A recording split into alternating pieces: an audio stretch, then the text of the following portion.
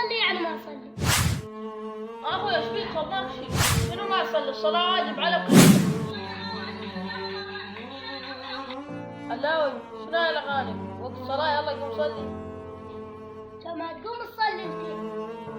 يلا قوم منا نصلي سوية. اخويا روح صلي وحدك، انا ما اصلي. شنو ما اصلي؟ الصلاة واجب على كل شيء.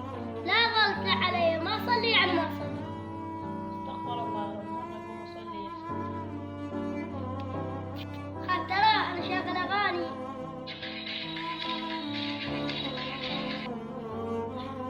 يلا علاوي صار وقت النوم، نام نام خاف تفلك. يلا اخويا راح انام.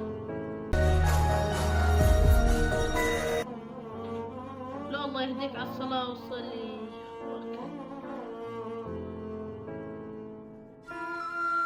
اخوي ايش بيك ماكشي؟ اخويا انا نايم، ثاني شيء يخوف. تدري هاي الاشياء جاية تجيك شنو؟ كيف ما تصلي؟ اوه املح علي وجهك قال اصلي، اما انا ما اصلي شنو. يلا اخويا نام نام ان شاء الله ماكو شيء. اخويا جيب لي ماء.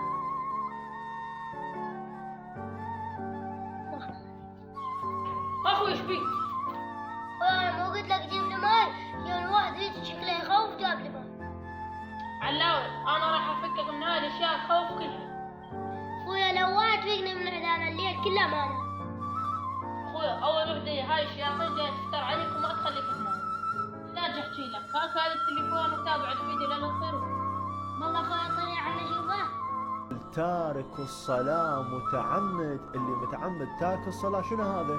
هذا كافر. تعرف شنو كافر؟ هذا قول النبي لا ينطق عن الهوى إن هو إلا وحي يوحى. يقول النبي هذا كافر.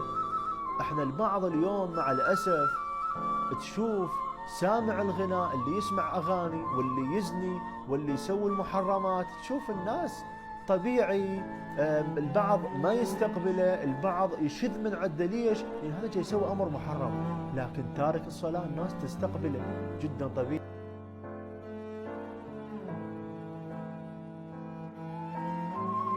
اخويا طاطا خدمه. شنو رايك بالحكي؟ والله اخويا قنعنا الحكي. يلا اخويا صار وقت الصلاة نقوم نصلي.